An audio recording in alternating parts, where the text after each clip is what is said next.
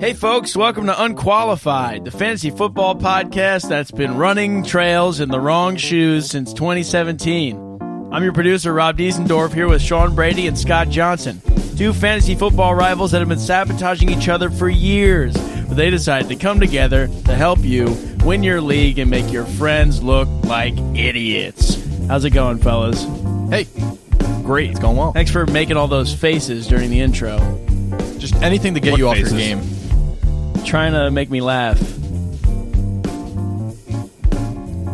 You know, this weekend I was in San Francisco because I travel and I'm important and cool. God, Scott. I think I won. I took the under on 1 minute in. If Rob was going to mention San Francisco, it's been a minute and 15 seconds. Oh, damn. Maybe. All right. So is that technically you won the bet? I don't know. Did I? We'll have to go to the tape and see when Rob mentioned it. But Rob, how was San Francisco? I heard you traveled. Oh yeah, it was a big travel weekend. Took a plane. I was on the plane. I was in the back row, and this is an insider tip. Don't sit in the back row of the plane because you can't recline those seats. And it seems like you guys like me just like snorting and sniveling in this microphone. You're doing dad noises. It seems like the airplane seats actually push you forward instead of like allowing you to sit down. So then I just felt like I was holding my neck up the whole like 6 hours that I was on the flight. And it was an overnight, and I couldn't sleep, and basically I didn't sleep for 62 hours. And then I was there for my cousin's wedding, and I decided to go for a run with the groom and a couple of the other husband-in-laws or whatever they are. I don't know what you call them. They're not my husbands. They're not your husbands. Unless you want them to be, and they want to be. But apparently they're all runners, cross-country guys, and I think my cross-country guy statement from the last podcast came back to haunt me. Oh, no. Because they took me for a run up in, like, the hills of San Francisco, and I thought I was going on a street run. And I basically wore a pair of casual sneakers and was totally unprepared. Hadn't slept in 62 hours, and I got iced right before we went. Dude, that serves you right.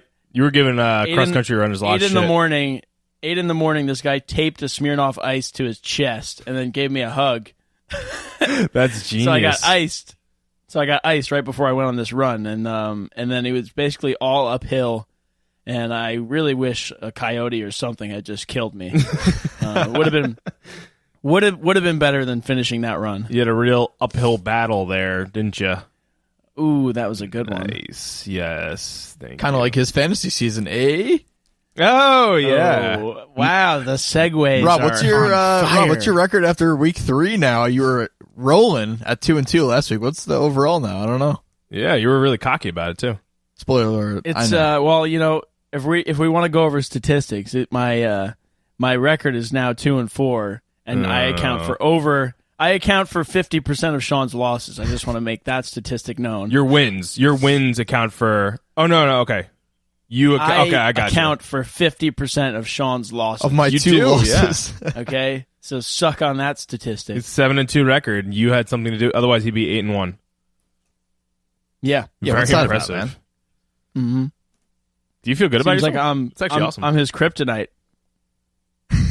I'm his kryptonite. He thought he was Superman, but he's not. So Sean's record is 7-2, 71.43%. If you want to get technical with it, it's pretty damn good. You're doing something right. How about yours? What's yours, Scott? Well, I have 7 leagues, as I stated before, and too many. It's fine. It's fine. It's fine. It's not that many. It's okay. Sean doesn't. Scott doesn't actually work or sleep. He just has many teams. Yeah. And is just constantly managing those teams. I'm just on a constant loop. My brain, it just talks in fantasy football and cold calling, and that's about it. So yeah, I'm 16-5. I had a really good week this past week. I went 6-1. Would have gone. You could always do what ifs, but I played Sean in Brady Bros League and lost by like 4 points because he had Antonio Brown Monday night. And if I played Chris Carson over Rashad Penny, it was a nail. Would have won. But then again, if you played Robert Woods, you probably would have won. So it's still a bunch of what ifs. But I'm 16-5 overall for the season. So I'll take it. Take it right now. Oh, that was awkward. We just got a emergency flood warning. Yeah, I got separated from you guys get for a that? second. I got scared. Oh my god! Thought I was I going to get swept away. Shit. Well, are you Well, okay? Yeah. Are you okay? I almost just got swept away by the flood. But Ron's I'm not coming? okay. No, Ron will be there. So, what week are we in? Week 3? Yep, we just had Week week 3 just happened. Week 3 just happened. And it's been wild. Week 3 just happened, and we're previewing week 4 for you guys now. Same format as last week, so we're going to go into each individual matchup. For week 4, talk about who did well in week 3, who didn't do well in week 3, et cetera, what to look forward to, some statistics in each matchup. Just a forewarning, week 4, there's 2 teams on bye already. So the Panthers and Redskins, if you got any of those teams or any of those guys, get them out of your lineups, and going to have to scramble pretty early on in the waiver wire and for some bye week fill-ins. I hate bye weeks. I hate them as a Christian McCaffrey owner in the Hoboken League. This sucks. I hate bye weeks. It's early. I can't believe they're here already. The other problem is like they're so early for the Panthers Redskins. Like they need this break in week 10 when everyone's body is like breaking down. Week 4 is so early. Remember last year we had the Dolphins and Buccaneers playing week 1, but that was technically their bye because there was like a big thunderstorm or big tropical storm, and that was like they played 17 or 16 weeks straight after that. So this is rough, but let's do a quick rapid fire bandwagon check in. First of all, I'm gonna open it up for you because you had Marcus Mariota and Delaney Walker in your bandwagon, and those guys both got hurt week 1. So in an effort of good faith and in a sign of goodwill, I would like to open up quarterback and tight end for you in bandwagons. Yes. So let's talk about your bandwagon guys. Quick check-in, and then I'll talk about mine, and then we'll get right into it. All right, so we're hopping on a couple new bandwagons this week. The first one, quarterback Jared Goff. Okay, he's not the sexiest name. I think people are still a little off-put by his rookie year numbers, but this guy's a stud. He was a borderline QB1 last year. He's the 9th-rated quarterback this year, and he's got a plethora of weapons. He's going to be good every single week. Best offensive coach in the game.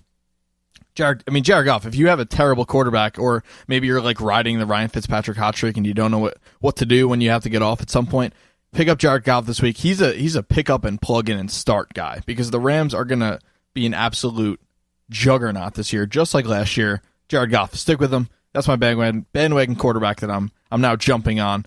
Dalvin Cook, look, stay with me. I understand if you want to jump off while the train's in slow motion, but once it gets going, I promise you, Dalvin Cook, you're gonna be happy you stuck along for the ride. Josh Gordon, I think, again, I'm going to say this every week, this is a roller coaster. He didn't suit up for the Patriots this week. Hamstring injury still bothering him. But with all the dysfunction going on with the Patriots, 2 straight losses, which I feel like never happens with that team, they need a playmaker in the biggest way. Josh Gordon could be that guy. Hopefully, when he comes back and then when Edelman comes back, they'll be firing on all cylinders. For the sake of Josh Gordon, still holding that hope. I don't know if I'd start him this week, but don't make a deal. Don't drop him. Stick with him. And maybe the guy I'm most excited about adding, no disrespect to Jared Goff, Dallas Goedert, my tight end bandwagon that I'm jumping on. Philadelphia Eagles tight end. I know they have Zach Ertz, but here's my reasoning for really harping on Dallas Goedert here. If you're going to have a second tight end, if you're going to start Eric Ebron, if you're going to go with Cameron Brate, you might as well get one on a really, really good team with a really, really good quarterback. Dallas Goedert, loved what I saw with him week 1 his first week with Carson Wentz. He's a guy I'm definitely picking up this week if you have the space. Nice. Good bandwagon additions. Jared Goff, Dallas Goedert. Keep on the lookout for those guys. Let's check in with my bandwagons. Got Pat Mahomes, 13 touchdowns in 3 weeks. Looking pretty good. Looking like a top 3 quarterback. And like we said, coming into the season, like he could be this year's Carson Wentz of last year. That's looks really accurate. And he shows no signs of slowing down. He has pretty good matchups. Like the Monday night game, we'll talk about it a little bit more, but it's not as scary as it once was, the Broncos. So looking good. And then I had, I don't know why I have 2 running backs and you only had 1, but Royce Freeman is one of the guys in the bandwagon. He had a good week this past week because Philip Lindsay got ejected. So split backfield. I think you got to play him in your flex. I don't think you need to. I don't think you can bench him or afford to bench him. Jay Ajayi, you got to ride the injury wave with him too. Devin Funchess finally scored and he had 7 targets. So it looks like he's the best best receiver there on the team besides Christian McCaffrey, and then Kyle Rudolph, another pretty good game. So bandwagon's looking pretty good in full swing. All right.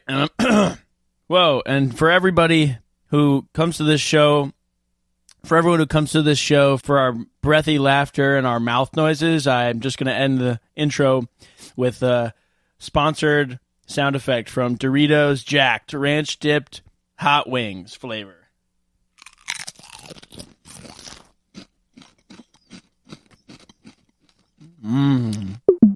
All right, you know the new drill. We're getting into each individual game for week 4, doing a little preview for you.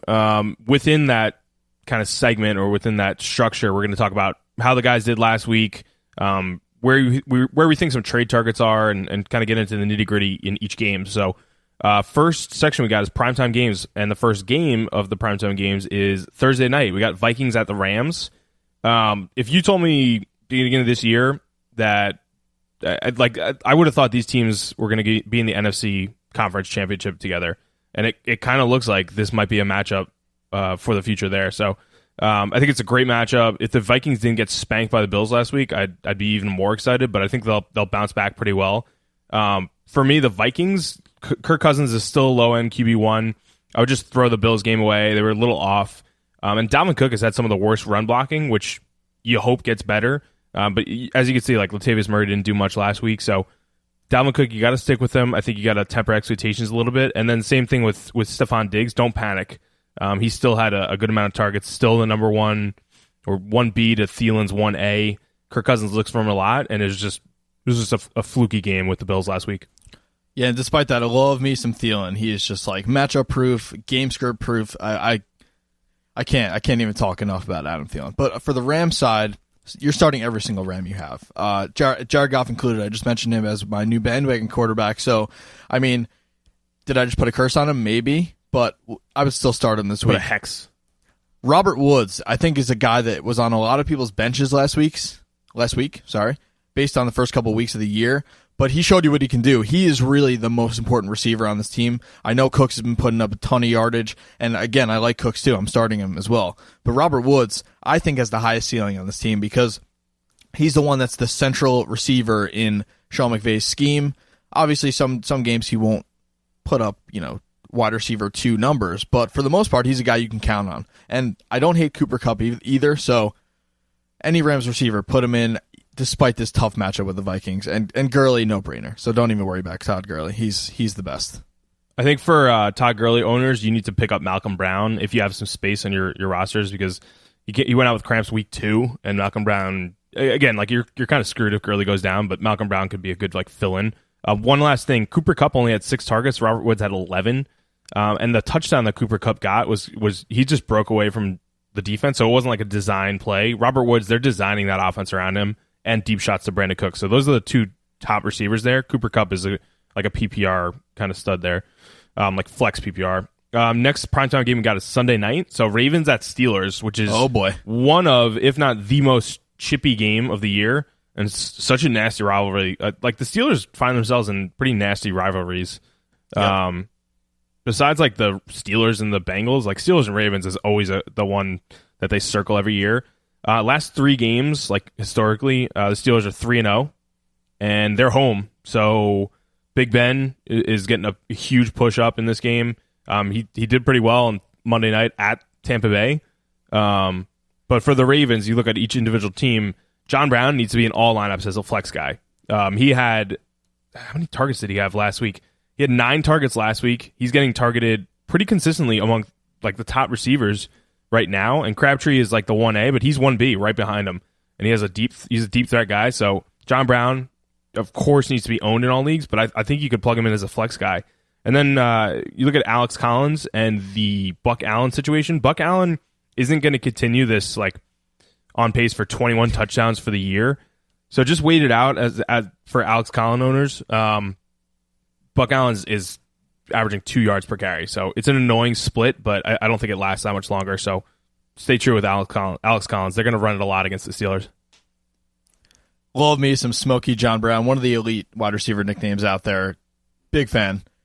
On the Steelers side, Juju Smith-Schuster continues his kind of absolute steal of this year status. he's a wide receiver 1 right now. No matter what happens with Antonio Brown, Juju is a wide receiver 1, and it's not crazy to like have 2 wide receiver 1s in the same offense. It's happened before. It'll happen again. It's happening in Minnesota right now anyway. So Juju is a guy that you need in your lineup. I would be very confident with him as my wide receiver 1 moving forward. James Conner is definitely still a top 15 back while Bell's out. The trade talk certainly helps James Conner owners feel a little bit better about their ownership there. I don't know where Bell's going to go. I don't know if he's just going to come back at the end of whatever week it is, but I think if you're a Bell owner, you're just hanging on for dear life. And if you're a James Conner owner, you're watching this very closely. Scott, what do you think of that running back situation? Yeah, I love James Conner. He's actually a good receiving threat too. So it's not like you're missing. I mean, I get it. Like Le'Veon Bell is one of the top players in the league when he's healthy and out there and not suspended. But he's played one full season, completely full season in his 5-year career. Like you guys can look that up. He's played 12, 13, 6, 15, 16 games in his career. He's been suspended. He's been hurt. He's holding out now. He's a locker room nightmare. James Conner is a guy they all like, and I know you don't like him, but I think he's pretty talented. He broke off some big runs against the Bucs, so I think he's a really, really solid top 15 play, especially in PPR. He's getting a lot of targets. He had like 4 catches Monday night. One other thing about the quarterbacks in this matchup, the Ravens so far this year have a 67.6 rating against QBs. So like QBs going against them this year, that's their QB rating, which is like one of the best in the league. So Ravens have a really stout pass defense. However, Big Ben's at home and is off a pretty good game against the Bucs. So I think Big Ben's like top 15, not top 10 because of that, because the Ravens are so tough against the pass. Steelers, on the other hand of the spectrum, are one of the 2 teams to have given up 10 pass touchdowns this year. So Flacco is a sneaky play there. I think if you're in a 2 QB league or even like a deep 12-team league and you have like, I don't know, Andrew Luck and he's just not doing it, I could see you plugging in Flacco and picking him up. Next primetime game we got is Chiefs at the Broncos. So Pat Mahomes is unbelievable, and who he's helping with the 13 pass touchdowns in the past 3 games is Sammy Watkins. I think he's in the weekly flex discussion. I mean, this is a guy that was 4th overall in the draft. So, and this matchup, like I said before, isn't as scary as it used to be. The Broncos are allowing 102.2 QB rating against quarterbacks. So Pat Mahomes, like top 3 play. Sammy Watkins is in the weekly flex discussion though. Just had another touchdown this past week and looks like the number 3 behind Kelsey and Tyreek Hill. Yeah, I like all your usual Chiefs position players. I like them even more going forward, which I know is crazy to say, but Pat Mahomes is throwing a touchdown to 9 different receivers. He's not going to keep going to like Anthony Sherman and Demetrius Harris.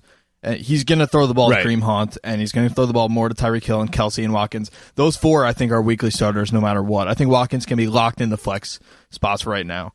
On the Broncos side, Case Keenum, you're dropping him probably, but this Royce Freeman, Philip Lindsay split is definitely going to be a little bit annoying, but I think there's some upside with both guys.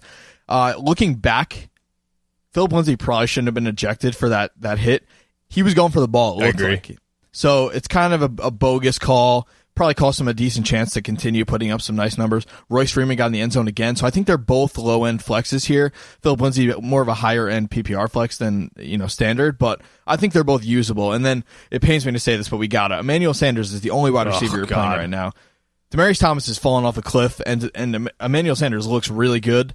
Honestly, it's fine. I missed out on it, but you know what? I can live with that. But I agree. If you drafted Sanders, you're feeling pretty good right now. And they're getting on the ball in like pretty creative ways. Like he ran a touchdown in the other day on Sunday, so they're getting him the ball. They like him there. One other thing about Royce and Phil Lindsay, I'll say Phil Lindsay is 5'9" or 5'8" and 180 pounds. He's a small guy. Like people don't realize that he's almost like Darren Sproles mold. So that body type doesn't really like last a full season. So while they have this like Linsanity going on for Lindsay. And I like him. I own him in a couple of leagues. You see what I did there? I think I did that in a previous spot too. Royce Freeman is like 6 foot, 230 pounds. Like he's had wear and tear at Oregon. Like he's the guy that'll last year long. Devontae Booker sucks, so forget about him. All right, let's pick up the pace here and get into some quick hitters. So again, that means one or both of these teams are on the irrelevant side when it comes to either NFL standing or fantasy standing. Let's start right away with the Texans and the Colts and an AFC South matchup, rather. The Texans have been brutal. They've lost their last 9 games. I think Bill O'Brien is probably the most likely coach to be fired early in the season. He's just not getting it done for them. On the fantasy side, Deshaun Watson's still low-end QB1 with a super high ceiling, and then Lamar Miller, he's an RB2, I guess. I mean, he's definitely on the lower end. I think you're plugging in both receivers. And Scott, I got to hand it to you. Will Fuller definitely much closer to DeAndre Hopkins than we thought he would be, even missing week 1. Oh, yeah. Nice job there. Nice call. Thank you. Oh, I appreciate that. Yeah. Will Fuller, 13 receptions, 214 yards, 2 touchdowns so far, and in 2 games. So on pace for like crazy if he keeps that up. DeAndre Hopkins, 20 receptions, 274 yards, 1 touchdown in 3 games. So it's getting close there. And Will Fuller had 11 targets to DeAndre Hopkins 10. But yeah, besides like Deshaun Watson, those 2 receivers, I think Will Fuller is like a low end wide receiver 2 now. Plug him in. Like no one really excites me here. On the other end, the Colts, no one excites me there either. Andrew Luck, yeah, very low end QB1, looking like actually a QB2. And T.Y. Hilton is on pace for under 1,000 yards. So, yeah, he's getting targeted. But, like, if Andrew Luck can't throw it deep, like, they took Andrew Luck out of the game for the last throw. They put Jacoby Brissett in there for a Hail Mary. Crazy.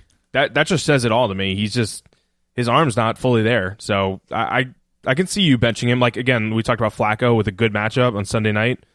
Play Flacco over Luck. Like, whatever. And then Eric Ebron, he had 11 targets, but he's just underwhelming. So, if you need a tight end, like, absolutely need one. Like, if you had Jack Doyle and you picked up Ebron, yeah, plug him in, but, like, I don't know. It's very underwhelming. So, both these teams are just, like, eh. Yeah, you don't want to play a tight end that you, like, have no interest in watching on Sundays. There's not many out there, but, again, you could probably do better than Ebron. I think his numbers are inflated a little bit with those first 2 touchdowns in the first 2 weeks. Let's move on to the Bills and the Packers. The red-hot Bills coming off a win over the Vikings. I have no idea what to make of this. I'm just going to jump right in. Josh Allen is definitely a speculative ad, especially in deeper leagues, definitely dynasty leagues. I don't know why he's not owned already if you're in the dynasty league. The rushing ability definitely won't be there every week, but if he's your second quarterback or even your third quarterback, definitely some nice upside there. I don't know. I'm a LaShawn McCoy owner, and if he misses this game, like I don't even know what else to do at this point. It's by far my biggest bust of the year as far as my draft is concerned. I'm not really excited about any other Bills, any pass catchers in particular, so I don't know. What do you think, Scott? Yeah, I mean, like, Chris Ivory did pretty well. He's a solid, like, standard league flex if McCoy misses more time. He actually, like, did better than McCoy did in the past 2 weeks, so yeah, McCoy, like, you can't drop him. He's too talented to not, but we kind of talked about in the beginning of the season, like, he's 30. That team was going to be, like, hot garbage, which they kind of are. Josh Allen is the only one I could see, like, in a very deep league, like 12-14 or 2 QB league, picking him up because he has some rushing ability. But, yeah, I mean, pick up Ivory if McCoy misses any more time. That's about it. Packers are definitely more interesting, but rushing attack is kind of a mess. So I think Aaron Jones will emerge there. He had, like, 7+ yards per carry this past week in his first game back from suspension. So hopefully you added him. Hopefully you we're patient with him.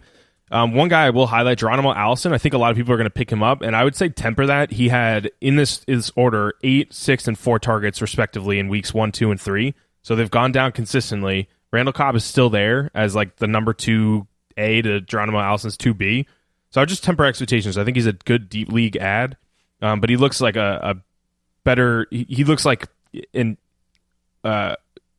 I don't want to say like a third receiver behind Cobb, but they just vulture from each other. So Aaron Jones is definitely interesting. I don't think you start him yet, but I think if this next week he gets another 6, 7 yards per carry or even 5 and gets like 10 carries, like plug him in after that.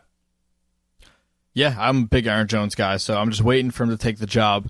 Let's look at the Jets at the Jaguars. The Jets broke our hearts on Thursday night last week. As far as fantasy is concerned, I think Crowell is probably a standard flex. Powell's maybe a PPR flex. I probably wouldn't play him anyway. But if they go after Le'Veon Bell and they get him, none of that matters. And I think this upgrades the rest of the offense if that happens. But that might just be wishful thinking. Quincy Enunwa, though, is definitely a PPR flex. I may even say he's like a low-end wide receiver 2, probably in the wide receiver 3 range still, but he's the top target on this team, so he's the only one I really want on this entire offense, honestly.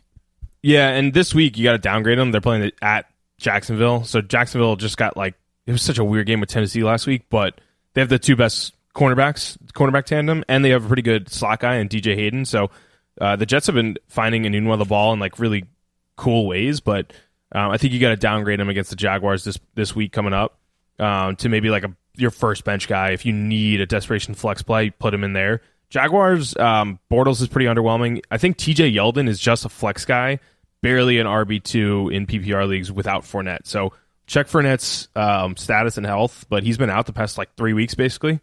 I will say that Keelan Cole is a solid flex guy in PPR leagues. He didn't have a good week this past week, but that was a lot of game flow, and it was a 9-6 game literally.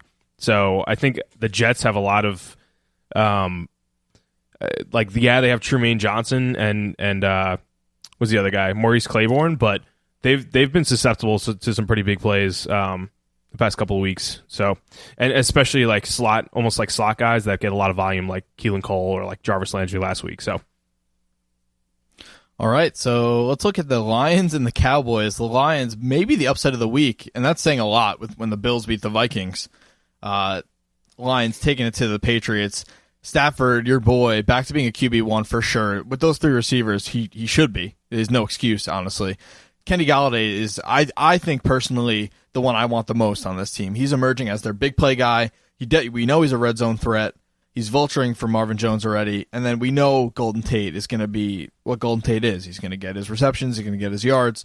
He'll find the end zone once in a while. He's rock solid. I think Marvin Jones is the 3rd guy in that pecking order. And Kerryon Johnson, looked great. 100 yards for them. Definitely eyebrow raised on Kerryon Johnson. He might be one of the best rookie running backs from this class, and that's coming out of nowhere. Yeah. And he got the same amount of carries as LeGarrette Blount, but he did so much more with them. And I think they took him out of the game after he had 100 yards just so he didn't get a negative play and ruin that 100-yard game. But yeah, first 100-yard rusher in 70-plus games for the Lions. And another crazy stat, or fun fact for you, Matthew Stafford is 6-49 in the regular season versus teams that finished with a winning record. Which is that's crazy. You always think of Stafford playing catch up, and yeah, he does. That the team around him has always been bad, but maybe he's not as clutch as we thought. We saw week 1 against the Jets. He did terribly. He threw 4 picks in playing catch up. So yeah, that defense will allow a lot of catching up, but maybe he's not as clutch as we thought. For the Cowboys, I don't think you're playing anyone besides Zeke. I think Zeke is the only guy that's a running back 1. Literally no one else. There's nothing else to be said here. Dak, put him on your bench or even drop him. Allen Hurns, no. Cole Beasley in deep PPR leagues for 12 or 14 teams. Go ahead, pick him up, but that's it. Yeah, and we're going from that irrelevant team to a matchup of 2 irrelevant fantasy offenses here. Seattle Seahawks visiting the Arizona Cardinals. Okay, I guess the Seahawks got some semblance of a rushing game back with Chris Carson going over 100 yards. It did take him 32 carries to get there, so I don't know if I'm too excited about that. Volume alone, he's definitely in flex consideration, but I'm still not honestly feeling great about it with that offensive line. Rashad Penny, I don't know. I would consider dropping him. He'll eventually stop sucking, I think, but if there's a better option out there, I wouldn't fault you for letting this guy go. Tyler Lockett, I still like as just a volume guy. He honestly doesn't get the most targets, especially considering the absolute bare chest of receiving options they have. But I still like him as a flex guy. Russ I'll still take as a low-end QB1. And, knowing what Russ is, that's kind of a big downgrade. But I'm not excited about a single Seahawk. What do you think about the Cardinals? Yeah, well, one thing about the Seahawks is it's not as bad as a matchup as it used to be. The Cardinals aren't too good on defense this year, so I think Russ will have 20-plus points this week. I think he's had under 20 the past couple of games, so should emerge there. Rashad Penny, I would drop him for a Philip Lindsay or even a John Brown kind of guy. I'd rather have them in my flex. Even Tyler, definitely Tyler Boyd. That's the top pickup of the week. Yeah, Cardinals, I think David Johnson is a high-end running back too. Hopefully Josh Rosen will spread the field out and Christian Kirk owners in deep leagues will benefit. But Larry Fitz is in trouble. Two catches for 9 yards. You got to put him on your bench. And David Johnson, downgrade him to a high-end running back 2 right now. All right, we need a better name for this set of matchups, but we just call it interesting matchups. So, yeah, we definitely need an upgrade. Here we go. Rob, what do you think of that name? Interesting matchups. Pretty elite name. Yeah, let's get into it. First interesting matchup we have for week 4, Browns at Raiders. So if you said 3 years ago this is going to be an interesting matchup, I would have laughed in your face. These were like 2 of the laughing stocks of the NFL. Browns still pretty much are, but they just got their first win in 630-plus days against our beloved Jets. So, I don't know. But yeah, so Browns, if you look at the Raiders, they've given up 105.2 QB rating this year so far in the past 3 games. So they played like Jared Goff, guys like that. But I think Baker Mayfield is a solid pickup this week, and I wouldn't plug him in like 10 or even 12 QB leagues, but 2 QB leagues, deeper leagues, definitely could plug him in. I think he'll actually have some good value. I think Jarvis Landry is a fringe wide receiver 1 in even standard based on volume alone with Baker. So Antonio Callaway, pick him up, but he's a bench guy. Hyde is a really solid running back 2, especially with Baker. Baker just opens up this whole field. He throws darts. He's throwing it deep. He's using Jarvis Landry. He's using all of his weapons very effectively. I wouldn't pick up David Njoku even in this cushy matchup. But everyone else, the skill players are actually pretty good. So Landry, plug him in and feel good about it. And then Hyde, I would plug him in as your running back 2 for sure. Solid. Yeah, and that's more than could be said for the Raiders side of things. So Amari Cooper, I'm like, you gotta like hold me back. Somebody restrain me right now. I hate Amari Cooper. I don't know why I keep going back to this well. I owned him last year. I said, you know what? Maybe things will be different. I own him this year, and it just gets worse and worse. I'm benching him this week. I'm trying to trade him this week. I don't know what to make of this guy. Jordy Nelson, I'd pick him up, but I don't know. I'd probably still bench him. Jared Cook is probably like the safest option, which is just says it all about the Raiders and their state of the passing game. Lynch is like a touchdown-dependent flex running back, but I mean, it's a lot of fun to root for Marshawn Lynch, so you could do worse if you're desperate. But I don't know. I'm not very excited about this offense, especially with Mr. 89 over there getting lost. One thing I will say about Jared Cook is I want to make a little career trajectory metaphor. Well, I don't know, whatever. I'm going to say someone he's similar to. So you look at Delaney Walker. He was on the 49ers. People forget this. He was on the 49ers for like 7 years behind Vernon Davis. He was the backup. He barely had like 300, 400 yards every year.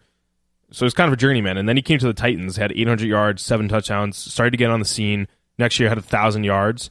Jared Cook is a journeyman too. He's been on more teams than Delaney Walker was, but Jared Cook's emerging this year. And John Gruden likes throwing it to tight ends. He likes spreading the ball around to like Jordy Nelson or Amari Cooper or whatever it is week to week. But Jared Cook is actually looking like a solid tight end 1, and I hate to say it, but he could be like when Delaney Walker went to the Titans. So I would feel good about him like in your weekly lineups. Next matchup we got is Eagles at Titans. Another interesting matchup. So Eagles have one of the best rush defenses. They've only let up 185 rush yards all year. So Deion Lewis, Derrick Henry, not good plays this coming week. I think Carson Wentz, he looked great in the first drive. He was 5 for 7, 55 yards, 13-yard touchdown to Dallas Goedert. Otherwise, he was pretty forgettable. He had an interception. He had a sack fumble. So just give him time. He'll get better as the weeks go on. He needs to take some more hits, feel that knee out. I think if Jay Ajayi comes back this week, I would temper expectations, but plug him in because Corey Clement had 19 touches, but 16 fewer yards than Wendell Smallwood this past week. So they're just like vulturing from each other, and I would just play Ajayi over talent alone over all of them. Yeah, I mean, you know how I feel about Dallas Goedert. I think add him, and if you're really desperate, plug him into the lineup because he has a nice rapport with Wentz. Jeffrey's still not back. Aguilar took a little bit of a step back this week. So, again, definitely someone I'm keeping my eye on. As for on the Titans side, you're not starting any of them. You probably you're in that weird no man's land with Corey Davis and Deion Lewis and Derrick Henry where you can't really cut them, but you can't really play them. So hopefully something changes very soon because this team is very disheartening right now. Yeah, I agree. Next interesting matchup we got is 49ers at Chargers. So unfortunately, Jimmy Garoppolo went down with a torn ACL, which is brutal for the 49ers. They lost Jarrett McKinnon right before the season started. And now they lose Jimmy G, which is like where all their money in the offseason went. Sucks for them, but I think this just solidifies Matt Breida as a solid running back too. And even Alfred Morris, I think they're just going to run it a lot with like CJ Beathard as the quarterback. They're in trouble when they're trying out Bryce Petty, like the Jets' old quarterback. So Alfred Morris might be a flex play here and there in standard leagues based on the matchup. So this week, the Chargers are pretty good against the run, pretty middling, but still like good enough. And I think they're going to be up a lot against the 49ers pretty early in this game. I think the Chargers are pissed that they lost to the Rams. So I wouldn't play Alfred Morris this week. I would just see how it breaks out. But I think Breida is a solid running back too. Keep him in your lineups. But everyone else, like George Kittle, keep in there. I think they're going to rely on him even more. He had 7 targets at Kansas City last week because they were just playing catch up. And he's on pace for over 1,000 yards. So I wouldn't worry about the Selleck, the other tight end scoring. I think that's an outlier. But Kittle is a solid tight end 1. I would plug him in too. All the receivers, though, get a big downgrade without Jimmy G. Yeah, I'm kind of hoping the Niners like try to trade for like a Tyrod Taylor or maybe another backup quarterback that they can use. That would really open things up for them. They probably won't, but keep in mind, Carlos Hyde last year was running back 1 with CJ Beathard playing more than half the year as his quarterback. So there's definitely some value still to be had with these two running backs. You got to. I think I'd lean Breida right now, but he's a little banged up. So keep your eye on both of them. On the Chargers side, you know who to play. Austin Eckler, honestly, is a flex play at this point. He's like just a solid player. Definitely more of a PPR guy than a standard, but still, I mean, he's been really effective this year. And Mike Williams, what a monster. What a monster. Let's go. I was definitely a little higher on Tyrell Williams than him coming into the year, and that was way off. Mike Williams is a absolute freak. Weekly flex play for sure. Yep, I agree. Plug him in. All right, let's look at some of the Game of the Week contenders. Some of the Game of the Week contenders obviously are in the primetime spots right now. Like, for example, the Rams-Vikings might be one of the games of the year, and that's, I can't be included here. But this one I'm very excited about. The Bengals visiting the Falcons. Neither defense is super intimidating. Both offenses look like they're firing on all cylinders right now. So this could be, or should be, a shootout, I would say. On the Bengals side, they're looking good even without Joe Mixon. Gio Bernard, still plug him in. I don't think he's a running back 1 while Mixon's out, but he's definitely someone you want in your lineup when he's getting the lion's share of the touches here. AJ Green, keep an eye on his health, but Tyler Boyd, regardless of Green's health, I think is one of the top pickups of the week, if not the top pickup of the week. He's a solid flex play, low-end wide receiver 2 probably. He's been outstanding the last 2 weeks. And you got to hand it to Bill Lazor, the Bengals offensive coordinator. In the last 16 games since he took over last year, Andy Dalton has had 3,500 yards, 33 touchdowns, 7 picks. That's fantasy starter worthy, and that's saying a lot for Andy Dalton. So I'm excited about the Bengals moving in here. The Falcons just lost another defensive piece in Ricardo Allen, so they're just really banged up on that side of the ball. Should be a shootout. Love the Bengals. Yeah. And I like one thing to keep in mind too, the Falcon, like Gio Bernard he doesn't instill any confidence as a bell cow back, but he is a good like plug-in this week. Atlanta has given up 5.2 yards per carry and 4 touchdowns so far to running back. So Gio Bernard is a like kind of a top 15, 20 play this week. On the Falcons side, so I think people are going to freak out about last week with Matt Ryan. He had 5 touchdowns through the air, and I'm still sold on him being just a QB2. I think he's a sell high target, if anything, because the Saints are literally the worst team against the pass this year. They've given up like 10 touchdowns so far. They're tied with the Steelers as the worst, like the most touchdowns given up. But this game, like that game last week, is always one of my favorite games, the Falcons and Saints. It's just a shootout completely. So we had a little Calvin Ridley coming out party with one of the best pickups this week. It's probably one of the best games he'll have this year. He had 3 touchdowns and looked like Julio Jones. So I think you're going to start to see like the shift. And this is funny because you kind of saw this. I don't know if you remember like Roddy White on the Falcons with Julio Jones. Oh, yeah. When Roddy White was there, he was like always the guy. And then Julio as a rookie like had some flashes. And then the next year took over completely in terms of like the best receiver. So this could be happening coming up soon. Like Julio is going to be 30 soon. But I think this is more game plan than anything. Marshawn Lattimore, he's had a lot of struggles this past year, but he was pretty much shadowing Julio. So Julio's still top 10 guy. I think Calvin Ridley's one of the best pickups and a really solid flex this week. Matt Ryan, sell him high. Yeah, let's take a look at the team the Falcons lit up on the. They got lit up by them also, but they did light them up. New Orleans Saints traveling to take on the Giants. They're taking their terrible defense with them on the road. They have, again, it's what we've generally expected from them. Last year definitely was an aberration. The Saints are always one of the best offenses and always one of the worst defenses. But Breeze, oh my God, that spin move on that rushing touchdown. He's back. He is just a solid QB1. He's on pace for 45 touchdowns. And what I love the most about what Breeze is doing right now, the offense flows through two people, Alvin Kamara and Michael Thomas. Other people play a little bit of a bit role, but he knows where to put the ball to be effective, and he's doing it all the time, early and often. With Mark Ingram coming back soon, I think they'll have a little bit more balance, but it's great for Michael Thomas owners and Alvin Kamara owners. Just keep riding the wave.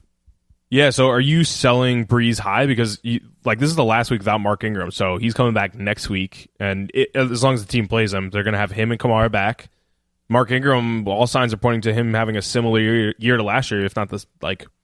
He probably won't be better. He was top 6, but are you selling Breeze high because they're going to get to more running when he comes back next week?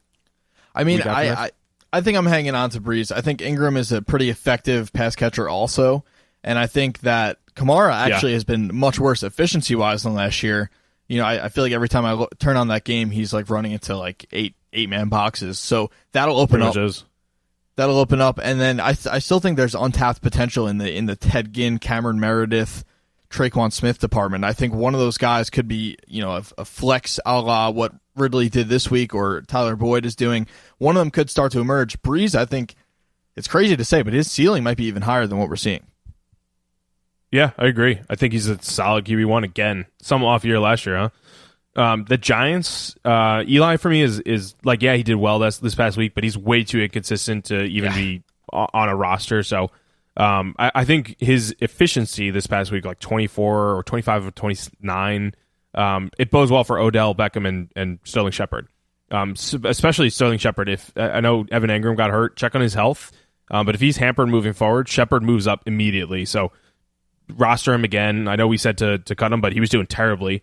But this is just based on injury and Eli's efficiency. Saquon is the only player in the NFL this season to have 100+ scrimmage yards in each game so far. So you took him 5th or 6th overall in your draft. You're looking pretty good. And just plug him in. Don't even worry about it. But I think Evan Engram, Sterling Shepard could be a sneaky flex play this week with going against the Saints, the worst pass defense. Yeah, let's look at the Bucs.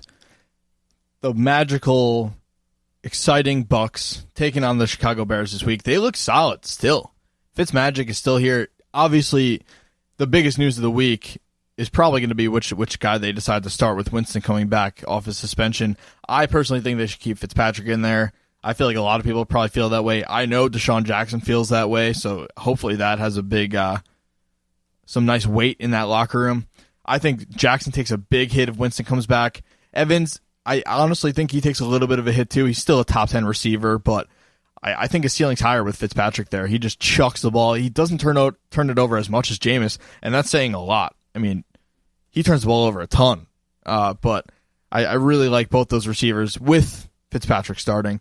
O.J. Howard is definitely the tight end you want here, not Cameron Brate. I mentioned before you want Dallas Goedert over Brate. Howard, however, has really started to come into his own. I think he's a buy low or definitely a pickup if he's out there on the waivers. Chris Godwin, he's putting up numbers, but the target share is just not there. He's running less routes than Adam Humphries. It just doesn't make sense to me. So I love the player. I just don't love the role right now. He's a guy I'm keeping my eye on. If I'm in a deeper league, I'm definitely picking him up and flexing him. But, if I'm in a 10-team league, he's a guy that's probably one of the last guys on my bench. But I love this Bucs offense. I hope they keep rolling because the league is much more fun when we have a loaded NFC South. Yeah, especially with Fitzmagic. And the first half of that game, I was in my head. I was like, "This is Ryan Fitzpatrick. He's gonna fuck your season up." But then he really turned it around in the second half. I thought going into halftime there was no chance he was going to be the starter next week when Winston comes back. It might be some controversy now. I think he should continue to start. I think that team just flows way better with him. On the other side, the Bears, Trubisky, you're not picking him up unless you're in a deep two QB league. Jordan Howard is still producing pretty well. I think Tariq Cohen is actually nearly droppable. I don't think the usage is really there. I think Allen Robinson is still he had a somewhat of an off week, but the Bucs aren't good against the pass at all. So Allen Robinson should have a pretty good week this coming week against the Bucs. Yeah, I think Trubisky is kind of holding them back from what they can run, and I think that's the reason why Tariq Cohen is droppable. If they were running like 90% of Andy Reid's offense or Matt Nagy's offense, then I think Cohen would be an absolute monster, but they're not. You could just tell they're kind of like dumbing it down for Mitch. So I agree on Cohen. It's kind of depressing, but what are you going to do? Let's take a look at a marquee AFC East matchup with the Dolphins taking on the Patriots. They're somehow 3-0, first place in the AFC East. Honestly, I like what I see from them. They just like look really fast, really aggressive.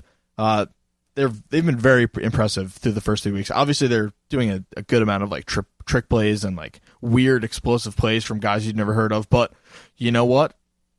However you put the ball in the end zone, that's how you do it. So I still like Tannehill here. I know you were early on that Tannehill train, but he looks pretty good, and he just has to get the ball to these guys that can make stuff happen. So he's definitely a solid QB2, creeping up there as far as a possible bye week fill-in guy or a streamer.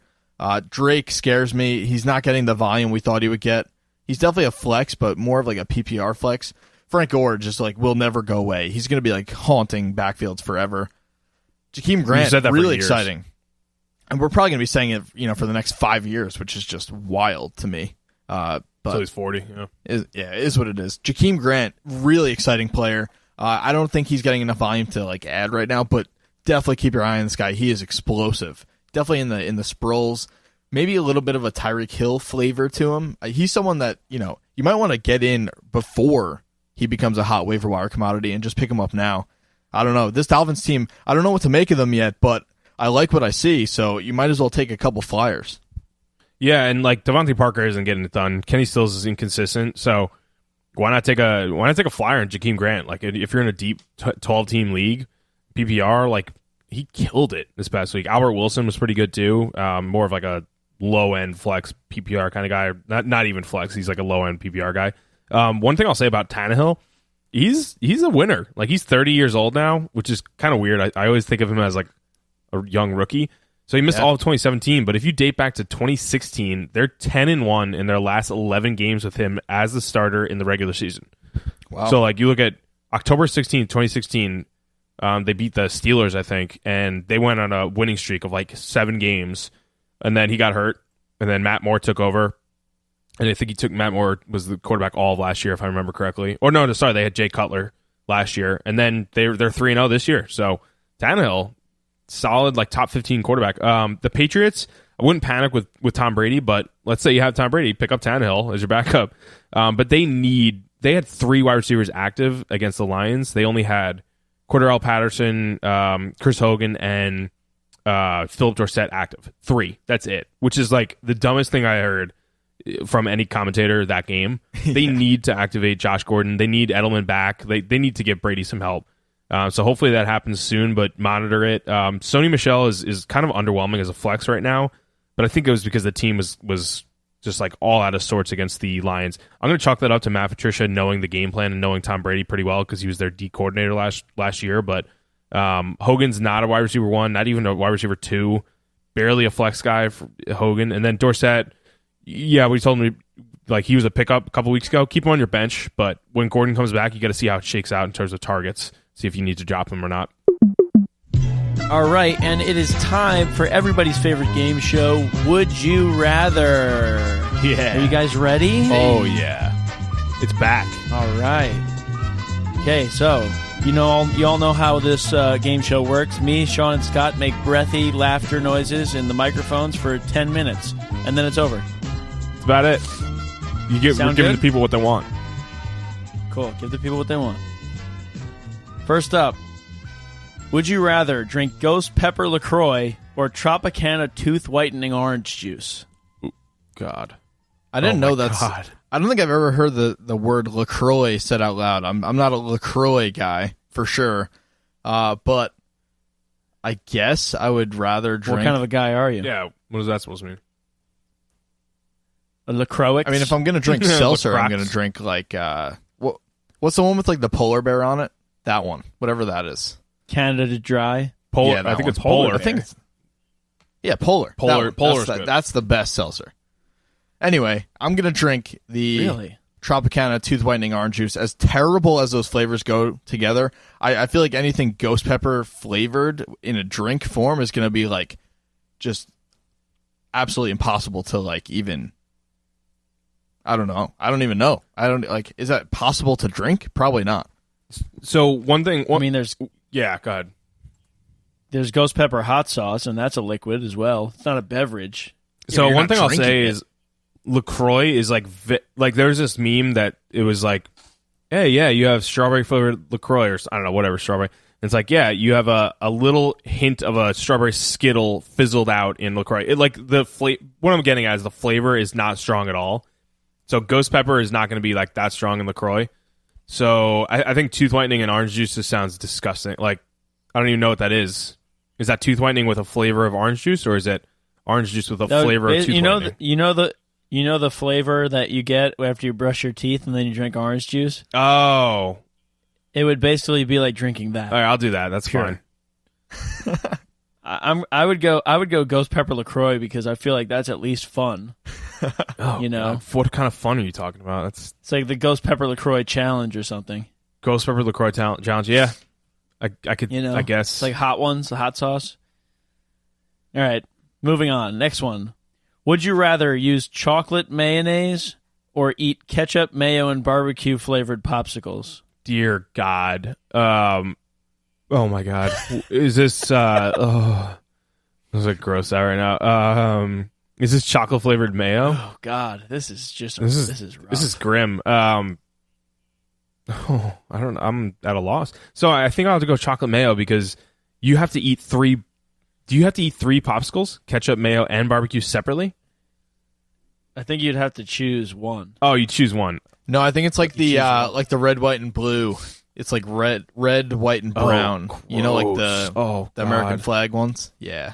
Yeah, I got to go chocolate mayo then. I think like I love chocolate, but I don't know. It would kind of ruin it for me, but I can't eat a feel like popsicle. I feel like I might be able to survive a barbecue popsicle or a ketchup popsicle. Yeah, but I think Probably I think that would barbecue. ruin I think barbecue if I was sauce gonna for me go- from then on. Like if I had a If frozen, it was like sweet, if it was Sweet Baby Ray's, because it's like Yeah. at least sort of sweet in a way. What about you, Sean? Oh yeah, you're just rationalizing that popsicle will be disgusting. Anything that cold has to be like sweet and like a dessert. Like you can't have something cold like that and have it be like barbecue sauce or mayo. No. Disgusting. Chocolate mayo. Like let's break this down. Mayo is basically what? It's just like eggs and like egg yolks and it's egg whites, Oh, egg whites. Okay. and like olive oil. I think. I Basically. mean, so you're talking about like egg whites. that's why olive when you oil, eat and egg chocolate. salad, it's like eggs and eggs. I feel like people make like olive oil chocolate cakes you put sometimes. eggs Or in- I don't know. I'm going chocolate mayo with no explanation. It just seems better. Yeah, I was just about to use the same logic. You put eggs in chocolate cake, so you're like a couple ingredients. You're a couple ingredients the way there, so you might as well. That's so gross. All right. Would you rather drink pumpkin natty light or pumpkin four loco? Oh, Natty Light, no question. Pumpkin Natty Light. It actually sounds like it wouldn't be that bad. Pumpkin Four Loco though would be disgusting. yeah, I agree with that. Like any, so like Four Loko. Oh God, it brings me. That was like drinking high school. Not that I drank under 21, but if I did, it would be Four Loko. But like. You know, the mango Four Loko flavor is it tastes like you taste Four Loco sponsor us. Four Loko sponsor us. You taste the mango. Like, and I hate pumpkin. Like it just in general, I don't like pumpkin pie. I know, pumpkin spice. It's pumpkin spice season. It's not for me, okay? It's chai tea season, but pumpkin Four chai Loko. tea. Yeah, I love chai tea. Chai tea fucks. Pumpkin Four Loko, I would taste the pumpkin a lot, and I don't like that. So I'll go Natty Light too. I think I'm going Pumpkin Four Loco. I would drink it for the nostalgia. I'm not surprised at all. And You're a sick man. But it would have to have the caffeine in it though. Oh yeah. For it to be truly nostalgic, because we did grow up during the peak. We grew up during peak Four Loko. That's like when it still had caffeine and all that That was stuff. bad. When it got like were, taken off the shelves. Yeah, it was like a month's That worth was of so caffeine bad. in a can. So I mean, it doesn't get much better disgusting. The CEO of that company is an absolute psychopath. Yeah. That's definitely a guy that's drafted like Stephen Hauschka and Emmanuel Sanders on his fantasy football team. Okay. Psycho. You like that breathy laughter? I got some more for you. Okay. Would you rather play Steve Irwin's Pro Gator or The Legend of Seinfeld, which is Zelda with Seinfeld music always playing, and your main character is Seinfeld? Easily Legend of Seinfeld. I love Seinfeld. The music makes some of the jokes funnier. And Steve Irwin's Pro Gator, that sounds fun. Well, I'm imagining like both these games, right? Like these don't exist, obviously. Pro Gator, like you're wrestling gators, and I feel like in the game you can get your arm chopped off or something like that. I don't want to deal with that, so I'll just go Legend of Seinfeld. I'll get my Seinfeld like kick in because I need me some Seinfeld every day. And Zelda was like kind of a cool game. I was never good at it, but you know. I could not disagree more. I'm going Steve Irwin's Pro Gator. Oh, wow. I miss Steve Irwin. Bring it back. Yeah, me too. I really RIP. do. I would love that game. Can we make that happen? I know this is That like guy's the a man. fake product, but I feel like people would buy this game. Like this would fly off the shelves. I would. Yeah, it would sell. It would sell. I would totally buy it. And I'm going to agree with Sean. Like, and for multiple reasons. First of all, I would like to play The Legend of Seinfeld, but for a very short amount of time because It'll get annoying. that music would slowly drive me insane. Oh, yeah, like, you're right. Imagine hearing the Seinfeld theme song for like a couple hours straight. You are going to lose it. That's actually true. You're going to lose it. And then on top of that, Steve Irwin is just a classic. He's a legend, and I miss the guy. And also, wrestling alligators would be so fun. That does sound cool now. I'll keep my answer. Yeah, going because, on adventures out in the wild. Yeah. Yeah. We don't change answers, taking but I really, truly see your points, and I like them. Damn it. Yeah. All right, and that wraps up week 3. It's been crazy. Those Would You Rathers sponsored by Worst Buy. You could look them up online at a website called Instagram. That's it. Like I say every week, stay active in the channels. Tune back in for more hot, breathy laughter and Hell yeah. more sponsored sound effects. Hell yeah, brother. Turn back in. Oh yeah. Hell yeah. Turn back in for some hot takes. Tune back in next Thursday and tell me that doesn't turn your weekend inside out. Can't wait to tune it up this weekend in fantasy football, brother. Oh heck, we're gonna turn it inside out. Turn it up. Well, see you later, brother. Well, Well, see you later, see you later. brother.